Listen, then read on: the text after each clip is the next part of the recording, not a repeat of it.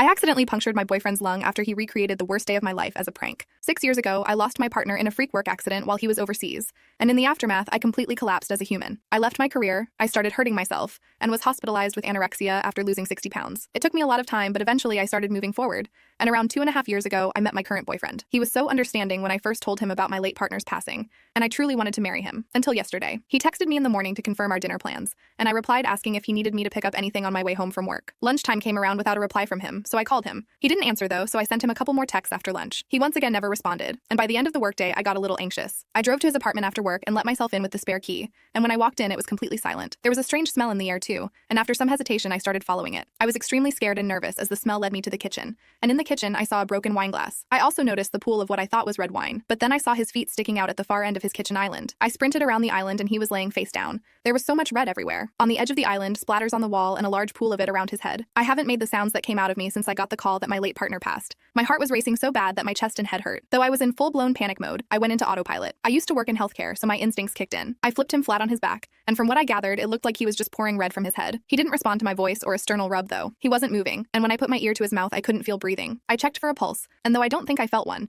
in hindsight, I don't know if I was mentally stable enough to discern one. I tilted his head back and put my hands over his chest to start CPR while screaming at my phone for Siri to call 911. I only got 2 hard and fast compressions in when he miraculously came back from the dead. After that, I blacked out. I remember getting lightheaded, him shaking me and apologizing. And I remember leaving his apartment covered in what I had figured out was fake blood. Needless to say, since last night, I've been a complete mess. I'm angry and devastated. The entire thing keeps playing in my head, and this prank has brought up everything surrounding my late partner. My boyfriend has tried calling me over 40 times. He's sent hundreds of texts. He even came over to try to talk to me that same night, but luckily, even though he has a key, I have a deadbolt chain so he couldn't get in. He shouted an apology from the outside while leaving, but I just threw a tomato at his head which splashed and covered him in tomato juices. I then yelled at him to leave me alone. My boyfriend's sister called me this morning in tears. She told me that he came over to her house after I didn't let him in, and he was having a major anxiety attack with chest pain, racing heartbeat, and trouble breathing. It was so bad that she took him to the ER where they learned that I fractured a couple of his ribs while attempting to give him what I thought was life-saving CPR, and in the process also punctured a lung. There are so many emotions going through my head right now. All I want to do is rush to the hospital to be by his side, while at the same time feel like the sight of him would make me sick. He disgusts me in every way, yet the thought of being without him breaks me in ways I can't explain. What do I do?